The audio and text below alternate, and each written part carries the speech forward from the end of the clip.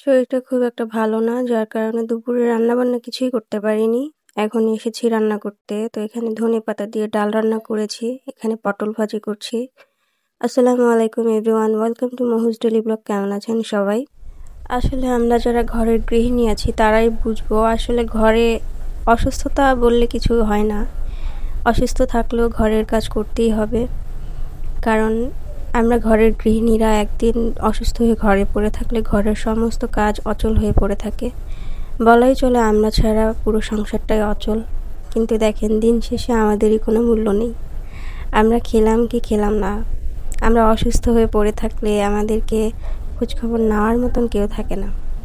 আসলে মেয়েদের বিয়ের আগের লাইফটাই সুন্দর, কারণ বিয়ের আগে বেলা 10টা পর্যন্ত ঘুমিয়ে থাকলেও মা বকে বলবে না যে এখনো নাস্তা বানালি না কেন। আসলে মা মাই হয়, মা কখনো কারোর সাথে তুলনা চলে না মায়ের। মা হচ্ছে জগতের আলো, মায়ের সাথে সত্যিই কোনো তুলনা হয় না। মা এমন একটা মানুষ যে কিনা মুখটা মলিন দেখলেই বুঝে যায় সন্তানের কি হয়েছে। যার মা জীবিত আছে সে জানে সে দুনিয়াতে কত বড় একজন ধনী ব্যক্তি। আর যার কোটি টাকা আছে অথচ মা নেই, সে জানে যে সে কোটি টাকার সম্পদ থাকলেও সে আসলে ধনীই না। কারণ মা যার নাই সে দুনিয়াতে কখনো ধনী হতে পারে না। এই যে যেমন দেখেন, আজকে অসুস্থ আছি, যদি এখন মায়ের সংসারে থাকতাম তাহলে অসুস্থ শরীর নিয়ে নিশ্চয়ই কাজ করতে হতো না। অবশ্যই মা সামনে এমন কিছু এনে রাখতো যেটা কিনা খেলে তার সন্তানের ভালো লাগবে, তার ভালো লাগা ভালোবাসা সব কিছু মায়েরা বুঝে। মা মানেই তো একটা ভালো লাগার অনুভূতি, সন্তানের সকল কষ্ট দুঃখ সব কিছু বুঝে মা। আজকে যদি মায়ের কাছে থাকতাম তাহলে মা অসুস্থতা বুঝতো, ওষুধ খাইয়ে দিত, মেয়ের কি লাগবে না লাগলে সব কিছু দেখ। এখন অনেকেই বলতে পারেন এইসব কথা অনলাইনে কেন বলছেন, এটা প্রতিটা মেয়ের জীবনের গল্প, এখানে বলার মতন কি আছে। আসলে বলার মতন কিছুই নেই, শুধুমাত্র আপনাদের সাথে একটু শেয়ার করা যে একটা মেয়ে যখন সংসার জীবনে যায় তখন অনেকটা দায়িত্ব তার ঘাড়ে এসে পড়ে। বিয়ের আগে একটা মেয়ের লাইফে বলতে গেলে কোনো দায়িত্বই থাকে না, বরঞ্চ ওই মেয়েটাই বাবা মায়ের দায়িত্বে মানুষ হয়। কিন্তু যখন মেয়েটার বিয়ে হয় তখন মেয়েটার জীবনে অনেক বড় বড় দায়িত্বগুলো এক ধাক্কায় এসে পড়ে। হয়তো কেউ সামলে উঠতে পারে, কেউ সামলে উঠতে পারে না, বা কেউ আস্তে আস্তে মিলিয়ে গুছিয়ে নেয়, কিন্তু আসলে কেউই শিখে পড়ে আসে না। সংসার জীবনে সবাই নতুনভাবেই সব কিছু শিখে। এখন আমি 20 বছরের একটা মেয়ে হয়ে যদি আমার কাছ থেকে 40 বছরের অভিজ্ঞতা চাওয়া হয় তাহলে তো সেটা হলো না। আমার সেই 40 বছরে যাইতে হবে, তারপর সেই অভিজ্ঞতাগুলো আমার অর্জন করতে হবে, তাই না?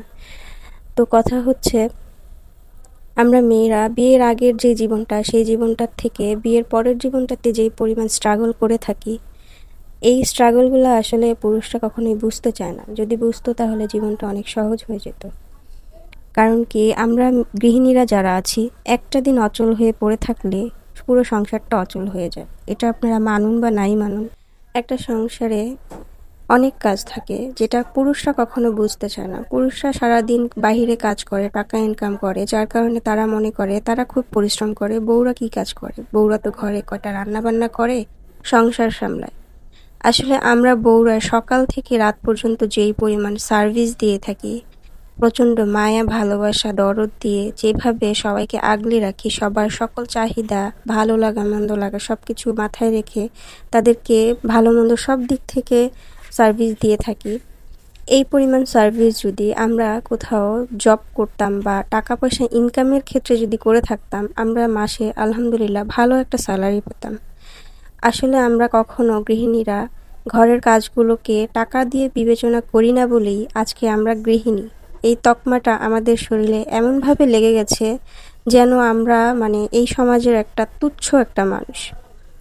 যখন কাউকে বলি আমি একজন গৃহিণী, কথাটা এমনভাবে নেয় মনে হয় যেন এই দুনিয়াতে গৃহিণীদের কোনো মূল্যই নেই, গৃহিণীরা মানুষই না।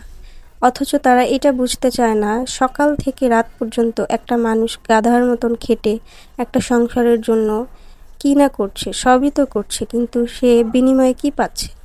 একটু ভালোবাসা, একটু আদর স্নেহ এটুকু চেয়েও তো পাচ্ছে না। সেই মানুষটা কি একটু ভালোবাসা ডিজার্ভ করে না? সে কি সপ্তাহে একবার একটু ঘুরতে যাওয়ার ডিজার্ভ করে না? তার কি একটু ভালো লাগা থাকতে পারে না? তার কি মাঝ শেষে একটু ভালো কোথাও গিয়ে খাওয়া, একটু ঘুরতে যাওয়া, এগুলো কি তার পাওনা থাকে না? আসলে আমরা মেয়েরা সব জায়গায় অবহেলিত। আর সবচেয়ে বেশি কোথায় অবহেলিত জানেন? তার নিজস্ব পরিবারে। আমরা কখনো বোঝাতেই পারি না আমরা এই পরিবারের জন্য কতটা গুরুত্বপূর্ণ। আসলে আমরা শেষ নিঃশ্বাস পর্যন্ত করে গেলেও এই পরিবার আমাদেরকে কিছুই দিবে না। যখন মৃত্যু হয়ে যাবে, শেষ নিঃশ্বাস ত্যাগ করে ফেলবো, তখনও আমরা বোঝাতেই পারবো না এই সংসারের জন্য আমরা আসলে কি ছিলাম। তাই বলি কি, একটু নিজের জন্য বাঁচুন, নিজেকে ভালোবাসুন, নিজেকে সময় দিন। কারণ কি, আপনি আপনাকে যেভাবে ভালোবাসবেন, পৃথিবীর কেউই আপনাকে সেভাবে ভালোবাসতে পারবে না। এটাই সবচেয়ে চরম বাস্তবতা, সত্যি কথা। আপনি নিজেকে ভালোবাসুন, নিজেকে কদর করুন, দেখবেন বাকিরাও আপনাকে কদর করছে।